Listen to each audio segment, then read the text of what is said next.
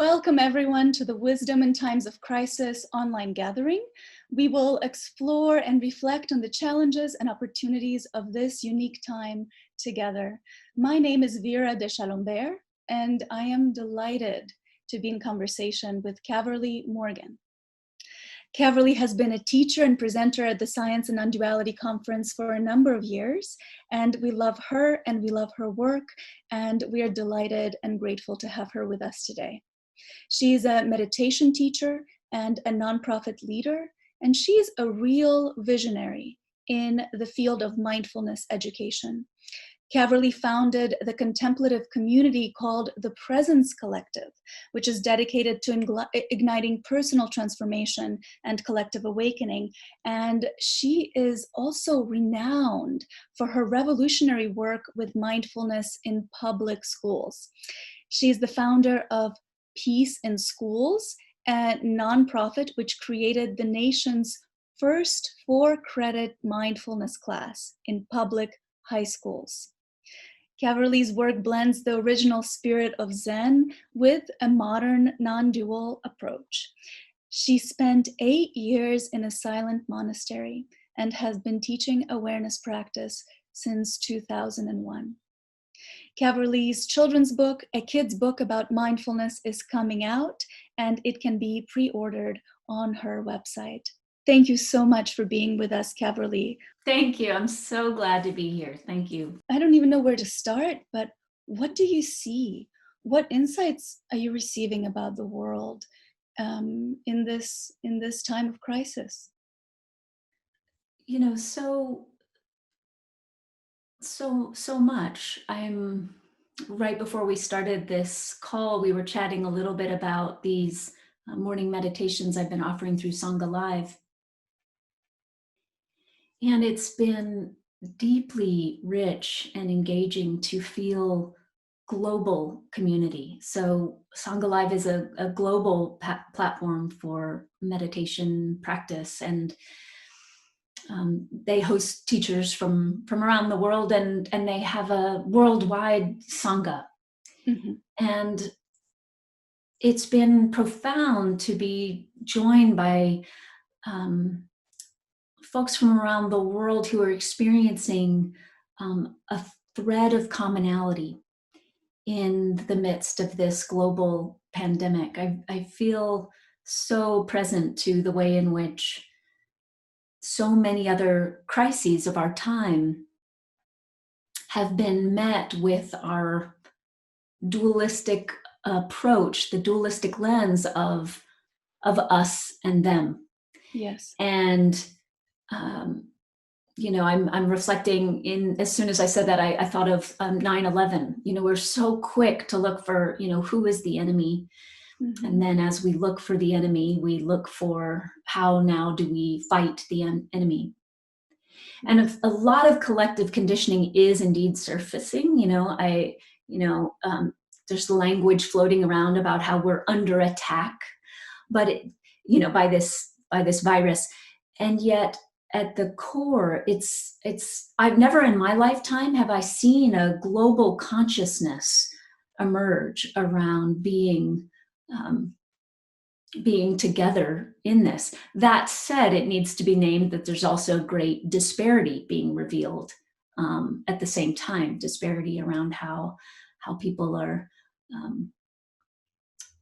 being treated, experiencing what they have access to, how the privileged are having a very different experience than those who are not. And but the global consciousness piece is quite significant, I think, and there's real opportunity there because again, it's not our habit to come together globally. We haven't even come together. It's our conditioned habit to come to address issues in a more tribal way, but to come together globally is important. We haven't even done that around the climate crisis, not in the way that we have around this. So touching that global community, feeling into it and being part of that has been so profound. Yes, and such a rare opportunity, really. Yes.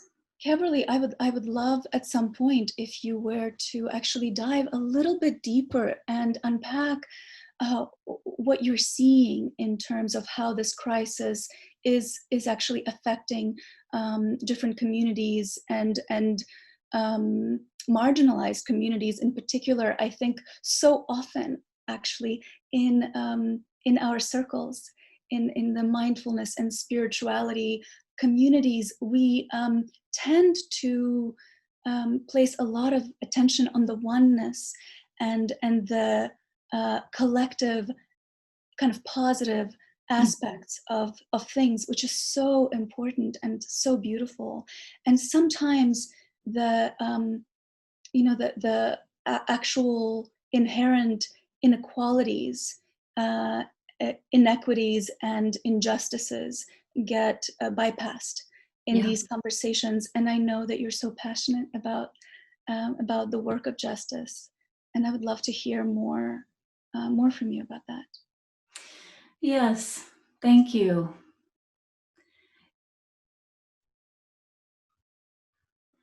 You know, the thing that I would say I'm most passionate about is the manifestation of justice.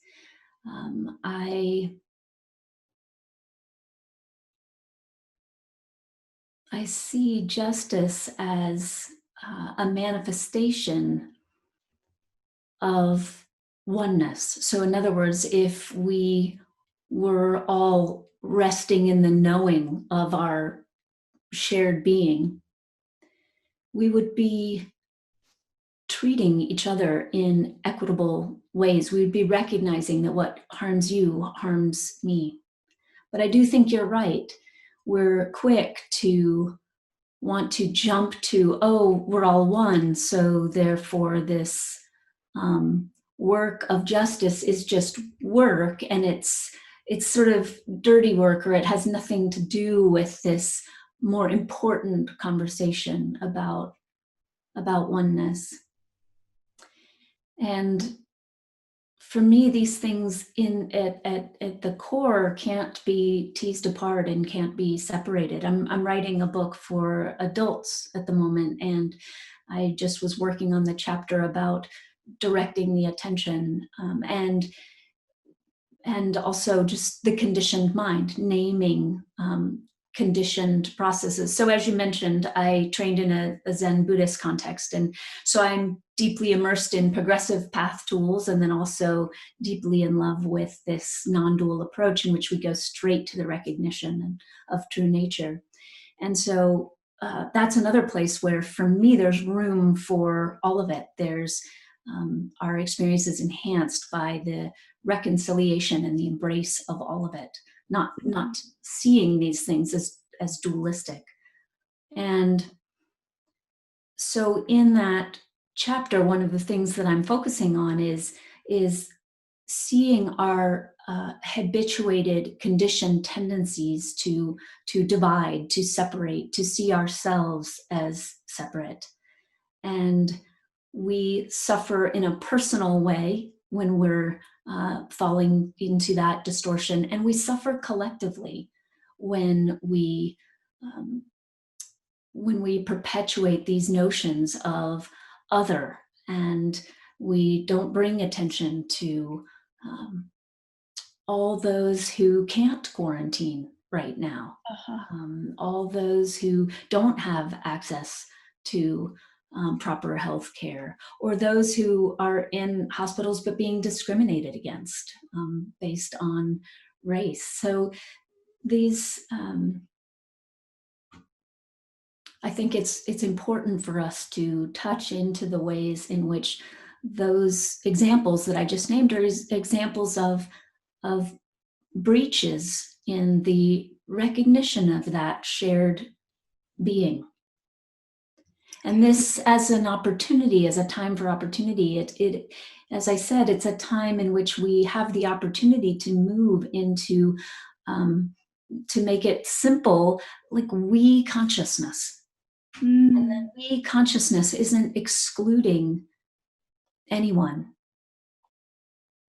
how do we move towards that? How do we experience rather that we consciousness, and particularly in these times that are so full of anxiety and so profoundly sort of drenched in the unknown, and we're not so good in being with the unknown. And so I find for myself so much of my kind of very human, neurotic parts of my being get to play sometimes, well, in these times a little bit more than in other times. And so I wonder if you have some suggestions as to how we can keep recentering back into that oneness consciousness. Yeah, the condition of the unknown is not inherently a condition of terror, but we're habituated for it to spark a lot of fear. And I think that in the gap of unknowing, we're conditioned to fill the gap with what could be bad, what's around the corner, loss that's going to be inevitable. So we move from I sense loss to all there is loss, to there's no hope. And that's all a projected narrative into the void of the unknown. And for the egoic structure, it feels more comfortable to be in the narrative that we can cling to, because there's nothing to cling to in that void of not knowing. Of course, that's where our liberation lies, but it doesn't feel that way. It feels we are deeply habituated to cling to some story that will help us make sense of things and give the illusion of safety. And so I think it's a very important time for us to be paying attention to what is the collective narrative that's building. There's a lot of energy and momentum around building a story about why this is happening or how we're supposed to be in relationship with it. And you can feel globally that it's as though we're looking to agree upon a narrative. You saw, again, to reference 9/11, you saw that in the United States, there was a grasping for a narrative, and then there was a narrative, and then there are of course people who disagree with their narrative, but there's a mass consciousness. Well, this is the story, and it provides this illusory sense of safety, and the illusory sense of safety is tied to the illusory sense of control. So ultimately, as we touch in with this recognition of what's always been there, we consciousness isn't some new thing. That's actually the we of our shared being is the most timeless thing that there is. But as we touch in, and as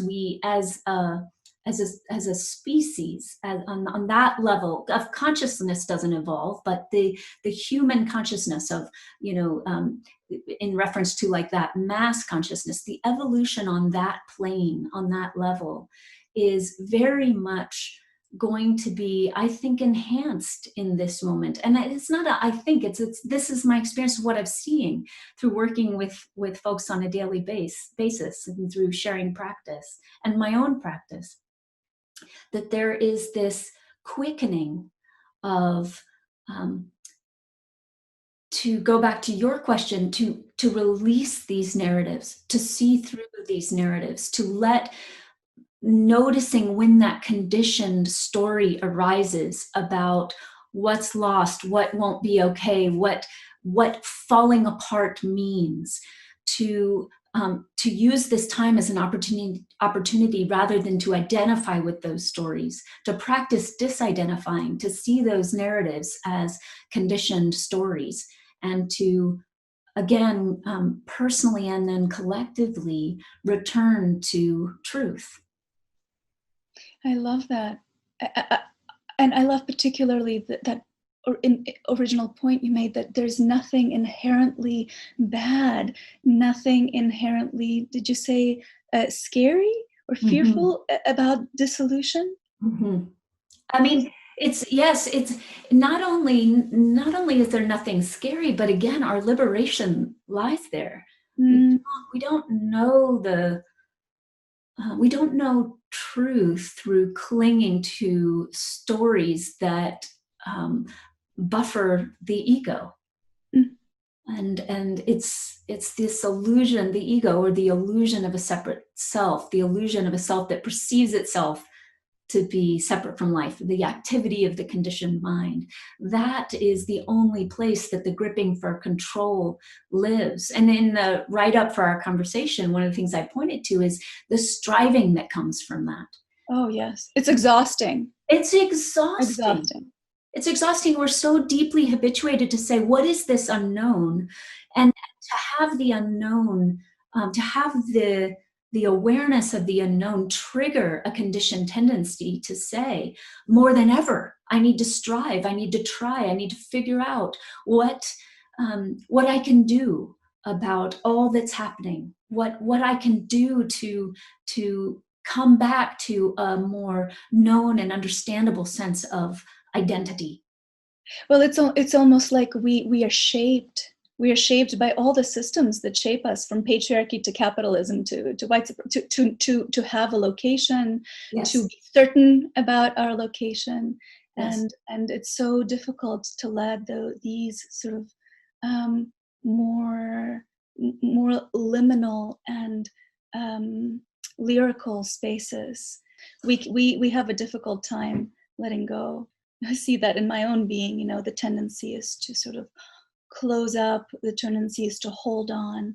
And it's so difficult, even physiologically or psychologically, to let go. So I wonder if you have any specific teachings about how to do that, or maybe practices even.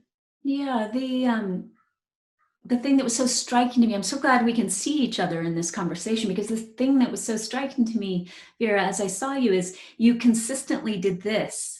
Mm-hmm. And it's such a good physical representation of how it feels, isn't it? There's got to be something I can grab onto, something I can hold, something that will allow me to feel like me, and that I can kind of stand firmly in this illusory knowing of identity.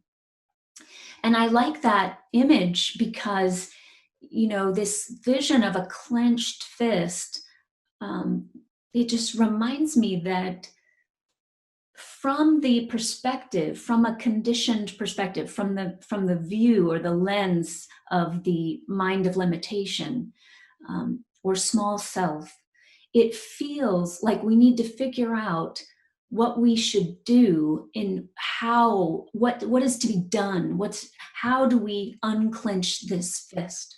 And we forget to notice that this clenched fist, that's where the efforting is. That it's actually a releasing, it doesn't take as much effort to release the clenched fist as it does to maintain it. But we're so accustomed to maintaining it that we can forget that. Have you ever had that experience where you're walking around and you notice only through suddenly relaxing your shoulders that you'd even been gripping them for a period of time? It sort of reminds me of that. And so to me, the most helpful thing is to pay a lot of attention to what are those processes, those conditioned patterns and processes that keep that habituated clenching in place. That the seeing clearly of what those patterns and processes are can support us in seeing, oh, I'm doing this. I'm gripping, I'm holding. May I remember that holding is the activity of the conditioned mind. So, Caverly, I love the way you describe the conditioned mind and our sort of conditioned habitual responses in the body, but it makes me even wonder, what is the unconditioned? And even just the thought of the unconditioned relaxes my body, like allows me to unclench. There's this spaciousness that arises. It's quite fascinating that duality between conditioned and the unconditioned. But I wanted to, sorry, I don't even know, No. but there was a question in there somewhere. No, I'm sitting with your words and I'm hearing you fully. Absolutely. I hear you recognizing that there's something in your being that responds to even the naming of the unconditioned. And that is our recognition that unconditioned experience, though it's that's not actually the best way to say it, that that unconditioned awareness is our true nature. And so in the way that if I'm suddenly thinking of a loved one who's far away, which might be true for many people right now in quarantine, to have a loved one. My family's in Virginia. I'm in Portland. I'm concerned about my parents' health, but I'm at a distance. When I bring the image of family into being, there's just with the image, there's this recognition of, yes, we belong to each other. Side conversation is that can be how we feel about all of humanity, not just our own biological family, but that's a side conversation. It's important for this conversation just to name that recognition, that draw is the draw of love, of the knowing of love and connection. So yes, you have this response to the notion, even naming the unconditioned. It's like you are offering permission to unclench, and maybe this moment is kind of offering us permission, and we don't know how sometimes. Yes, I think a couple things. One, it can be really helpful if we don't fall for the story that it is dualistic, that the unconditioned is the opposite of the conditioned. Therefore, we just have to, because that I see that a lot in practice settings, that then we just want to get rid of the conditioned and go and like live in this kind of unconditioned. Right, and what does that even look like? What does it look like, and where else could the conditioned arise but in the unconditioned? So it's these we will have less resistance to the activity of the conditioned mind, and less defensiveness, and less need to protect it, and less need to try to get rid of it. All the activity of the conditioned mind that is around grasping and clinging to that activity, we will have less of that when we don't see our personal conditioning and our collective conditioning as a threat to the unconditioned. It's arising in the unconditioned. We know if they're not at war, so to speak. They're not at war. There is no, outside the confines of the conditioned mind, there is no war. War exists in the mind of limitation. That's the birth of war. Oh, I have to write that down. That's so powerful. And the physicality of war arises from that distortion. It's one reason I'm so passionate about tying this, not work of justice, but the truth of justice, tying in our activity on the conditioned realm with an unconditioned experience, the unconditioned knowing of who we authentically are. Because these things aren't separate.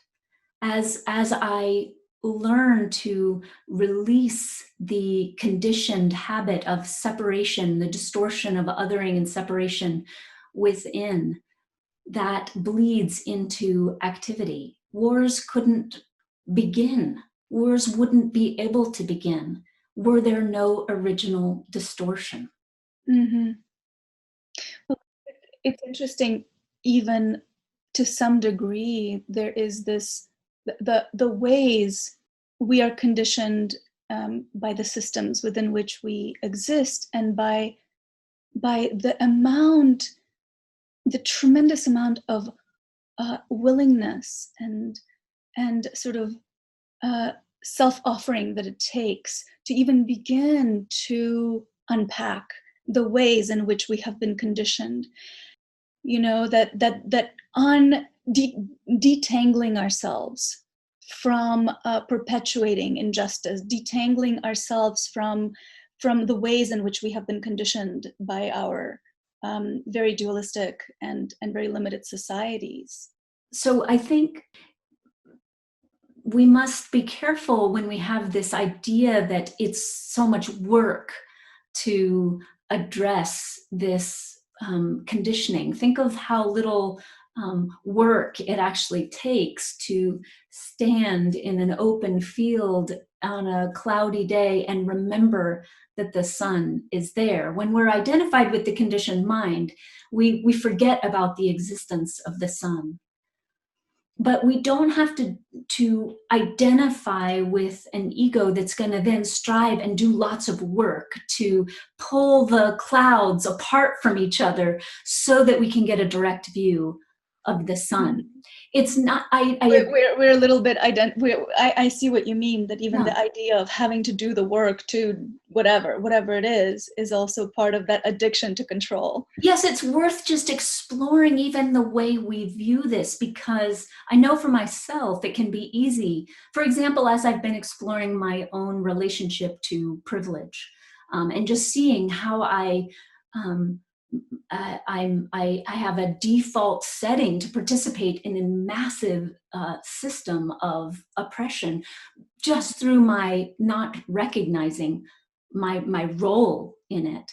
It can feel sometimes like, if I identify with it, it can feel overwhelming and like it's too much work and like I can't handle it. But actually, it is from a place of presence that that it's as though, clarity illuminates itself. We don't need to become that which is trying to get clear. When we know our shared being, we begin to see how the distortion of that knowing arises. Oh, it arises through racism. Mm-hmm. Oh, it arises through any form of othering. It arises through us thinking that I am a separate self that owns the earth, that can do whatever I want to the planet because it's mine to steal from. Right.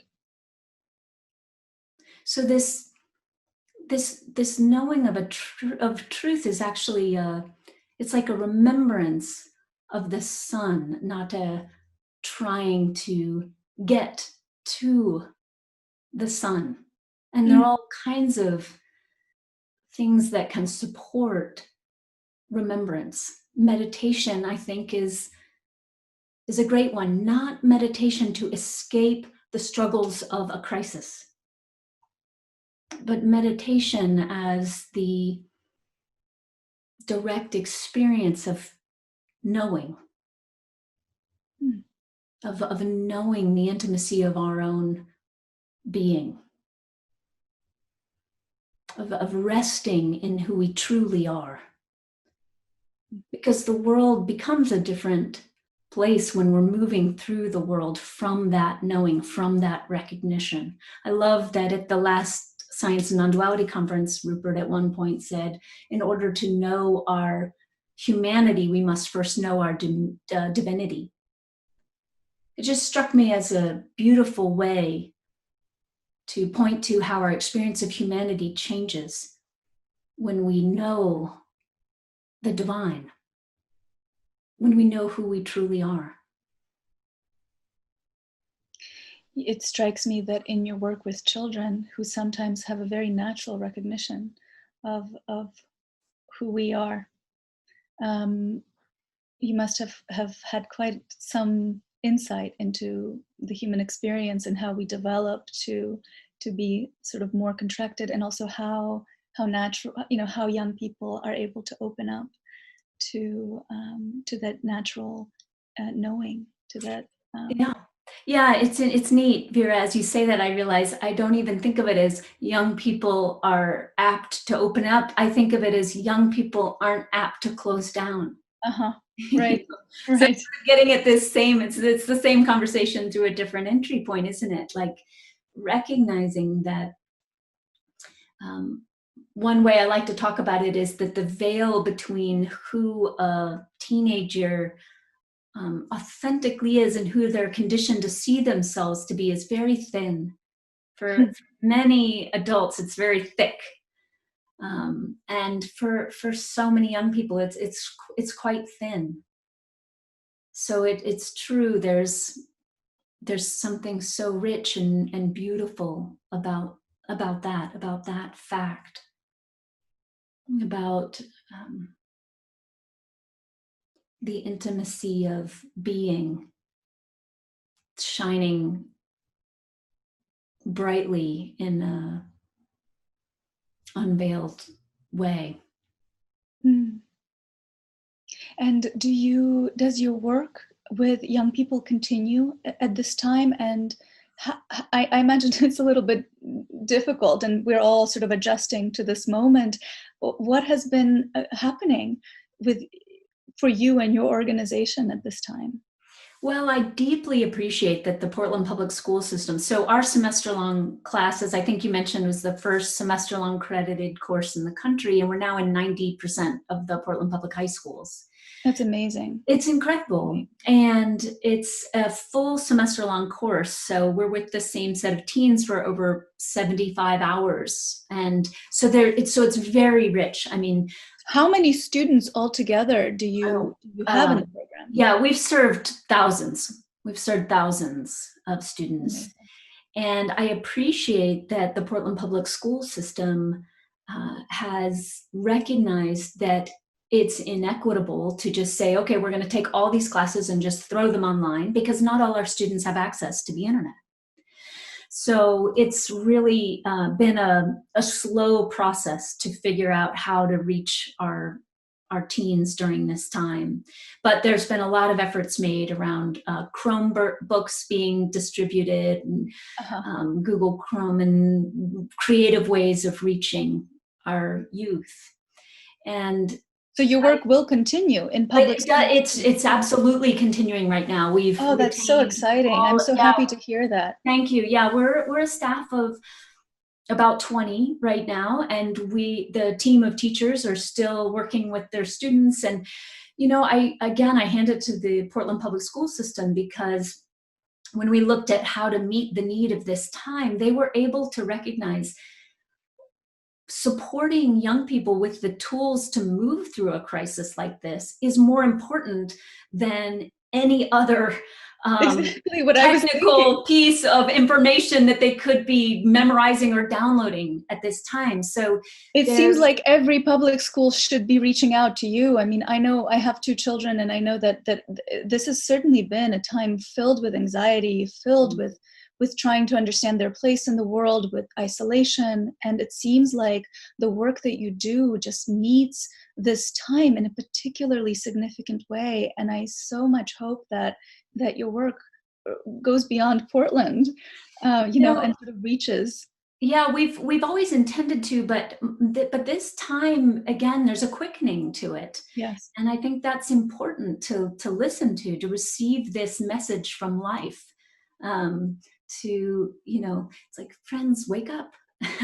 Right. And I think it's important, because we weren't planning on trying to adapt everything we do for an online setting anytime soon, but now we're really called to, how do you, our classes, much like all the work I do with adults through Presence Collective, I do retreats through Presence Collective and workshops and classes, and one thing I've learned is that I really used to see offering teachings online as sort of if you can't be there in person, this is second best. And now I've realized, no, this needs to be a delivery mechanism for our time that we embrace as its own child of our time. So really nourishing what's possible through this means, through this mechanism. How will our technology adapt to meet this, and I'm excited about that opportunity. I see it happening. As I mentioned, there are over 100 people that gather for these meditations every morning. They're from all over the world, and there's a richness coming through that our discussions, this meditation followed by discussion, there's a richness happening that is actually like there's a depth to it that's different than even some in-person things that I was doing. And I think it has to do with this sort of this quickening, but also like leaning into the ways that we're going to be communicating with each other, like maximizing what's possible through these forms of communication. Definitely, and it certainly makes you more accessible to both adults who want to work with you and to hopefully more and more school systems around the country and maybe the globe who would want to incorporate your work into their curriculum. It's really quite amazing. Yeah. Caverly, I wanted to ask 2 more questions, but one being, what kind of seeds do you think we can take away from this time? You know, what is being planted in us in this time, and also if there is sort of the core, the seed of your teaching, of your work that that we can kind of take with us from this conversation in this stressful, painful, difficult time. If there's this like one medicinal kind of transmission that you might offer. Yeah, thank you.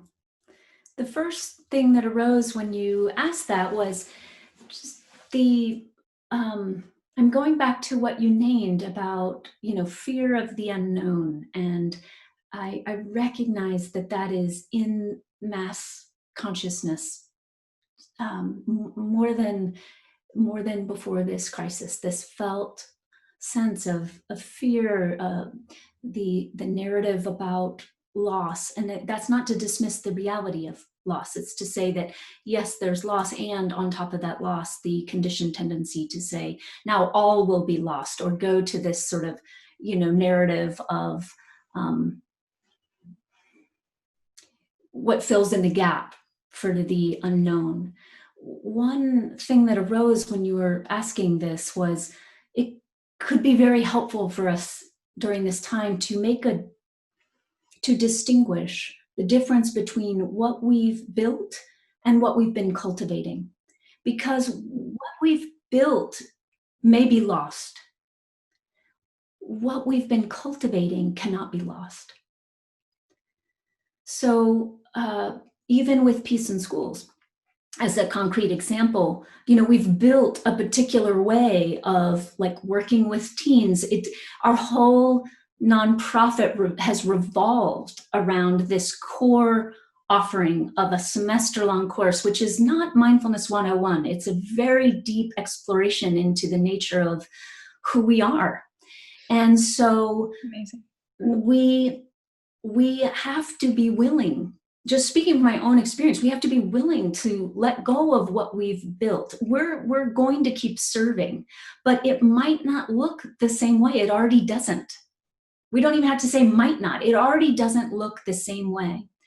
But what we've been cultivating is a team of teachers who embody presence, a team of teachers whose first priority is to connect with youth through recognizing youth as who they truly are, and to give youth a different experience than they might be conditioned to be accustomed to, to really support young people in knowing reality, in asking questions about reality. We've been cultivating a very specific philosophical approach that is embedded in our teachings and in our teaching team, and that will continue.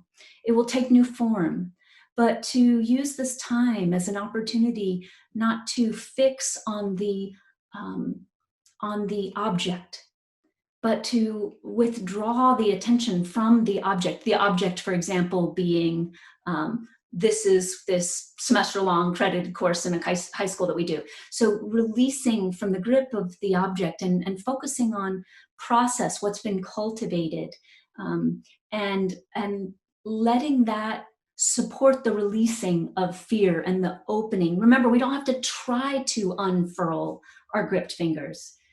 It's about remembering that even if what we've built gets destroyed, something else remains. Beautiful. You know, true nature is undisturbed by this crisis. So, Caverly, tell us, how do we know equanimity amidst upheaval? How do we connect to the core of our being in these difficult times?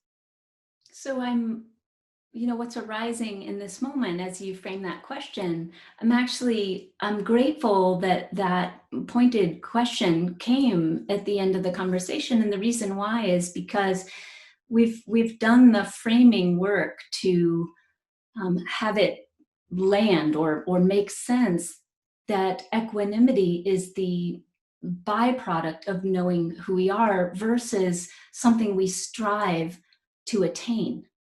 What it means to unclench or to know ourselves as unconditioned awareness, to move into, we consciousness, all of those things, all of those experiences are byproducts of knowing who we authentically are, knowing who we truly are. And so I think it changes our narrative. We've talked about attending to what the mass consciousness narrative is and our tendency to grip for a particular narrative. I think it changes the narrative when we see equanimity as a byproduct of the knowing of who we are versus something that we have to strive for, to try to get to work to experience. And that equanimity, would you say it is a sort of an underlying reality that's always already present, that we open to, or that there are sort of doorways, sort of practices or ways to connect to our equanimity? And I know you... Yeah, I would suggest it's not that we open to it, it's that we are it. We are it. That, and just for those who might be new to the term equanimity, remember my roots are Buddhist, so that's a phrase, it's impermanence, equanimity, these are things that are thrown around all the time, but the kind of equanimity or the equanimity that I'm pointing to in this